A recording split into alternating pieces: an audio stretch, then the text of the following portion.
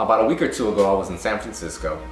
It was Valentine's weekend. Vanessa and I thought San Francisco would be a good spot to go celebrate Valentine's Day. And I don't know if you guys know, I mean, I personally love San Francisco. Like, I think it's a really cool city. Like, it's fun, it's really nice. Some people don't like the hilly streets and stuff like that, but I personally love it. It's like, it's crazy. Like, I'll turn to the left and I'll see a van parked like that on the street. So we're there, we're checking out the view, we're walking around. We go to the mall. Vanessa loves to shop, and we're just, walking down the streets because there's like an outdoor mall outside the indoor mall. And there's like a bunch of people walking all over the place. But one thing I gotta mention is there is a lot of bums. I don't know if any of my viewers have ever been to San Francisco, but San Francisco is the king of bums on the street. There's a bum in every corner. It's like they have their own territories. Other major cities have like street gangs and stuff, but San Francisco has gangs of bums.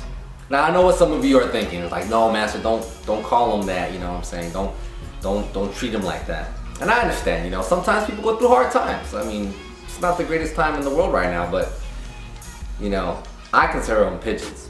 Now let me explain. I'm gonna tell you why I call them pigeons. When you go to a public place or a park, you see some birds, usually they're pigeons. You're eating your popcorn, you're eating your little slice of bread, and you're just like, you know what, let me throw you a crumb real quick. You give them a crumb, and then one bird comes, and all of a sudden another bird comes, and all of a sudden you got a flock of birds there, and you're just kind of like, what the heck am I thinking?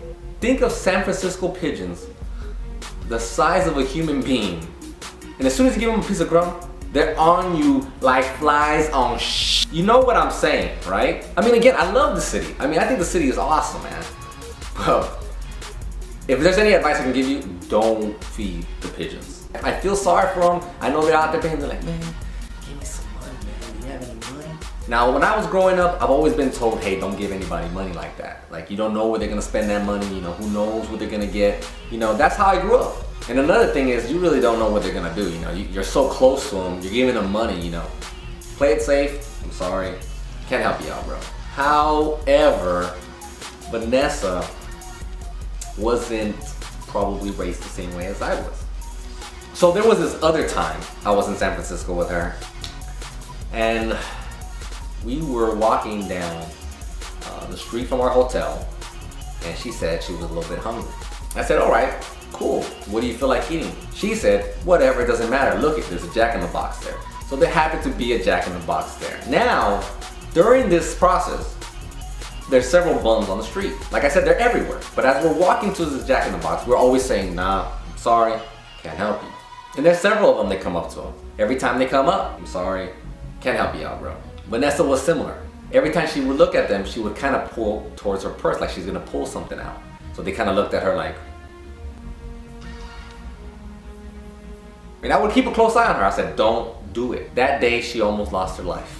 We go to the Jack in the Box. We're in the Jack in the Box. And I don't even know why this is even possible. These pigeons are in the Jack in the Box. So on this side, you have people that walk up and place their order. They're talking to the associate, hey, I want a number 2.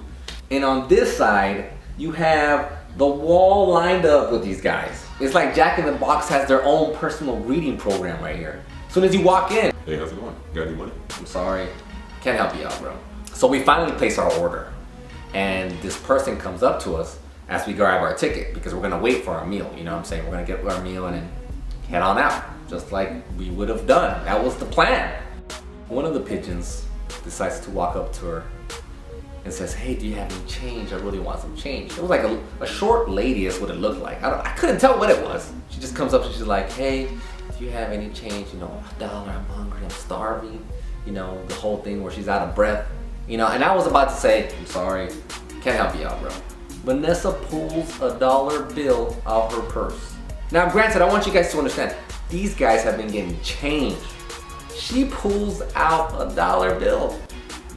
I can't believe she did that. And gives it to this lady. These guys went bananas. They came like a flock of pigeons. It was like the Matrix where all the freaking agents are coming down and stuff like that. That's the kind of crap that happened in that Jack in the Box. It's like you can sense the tension that was going on as that dollar came out. Like you see their eyes coming out. Boom! They were right on her. Had I not been there, she would have been someone that we used to know. So I'm seeing all these bums gather around, they're against the wall, some of them are sitting down, some are even laying down in the Jack in the Box. They get up, they're doing backflips, and this whole gang of them just flock to her. It's just unbelievable how fast it happened. So then I had to tell them, yo, hold on, back up, back up. And they weren't even listening at first, and I was like, back the up. They finally got off of her. They try to give you that victim face, like, oh no, don't hurt me, stop. We walk out as quickly as possible out of that Jack in the Box. I grabbed Vanessa, I was like, what are you thinking? Of course, Vanessa, she's a very kind heart, you know, and she was just kind of like, I didn't know it. I just didn't know. I didn't think that was gonna happen. I was telling her, I've been telling you this whole time what to tell these guys. I told her, don't ever do that again. I'll tell you what though, I think Vanessa learned her lesson. And sure enough, we don't have that issue anymore. So when we were down there, she didn't even think about it. She was like, I'm sorry, can't help you out, bro. I almost lost that day. You know, hopefully one day these people will get back on their feet one day and take care of business. But until then, one thing I gotta say is when you're in San Francisco, enjoy the scenery, enjoy the shopping, enjoy everything you can while you're there. It's a great place to be.